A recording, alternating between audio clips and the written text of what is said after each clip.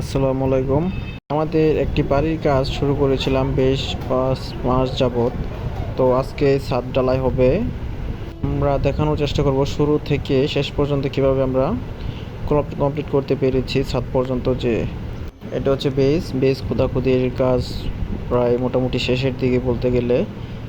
Base আমরা বৃষ্টির মধ্যে যেহেতু বেস ঢালাই দিয়েছিলাম সেজন্য আমরা প্রচুর ভোগান্তিতে পড়েছিলাম যেহেতু বৃষ্টি ছিল রানিং। আমাদের বেসগুলো ৩টা বেস ছিল, ৩টা বেস মোটামুটি ঢালাইয়ের কাজ শেষ। আমরা ঢালাই ভালোভাবে করতে পেরেছিলাম, কিন্তু অর্ধেক কাজের পর আমাদের বৃষ্টি হয়েছিল। বেস কলামের পর আমরা ছাদের শাটারিংয়ের কাজ শুরু করলাম। ছাদের শাটারিং হয়ে গেলে আমরা রড মোটামুটি A to Z কমপ্লিট হতে প্রায় ৬ মাস ৫ মাসের মতো চলে গেছে। তো আজকে ছাদ ঢালাই হবে।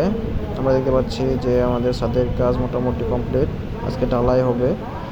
তো শুরু থেকে শেষ পর্যন্ত জার্নিটা ছিল অনেক মোটামুটি ভালোই, পরিশ্রম হয়েছে অনেক সবারই। ধন্যবাদ সবাইকে।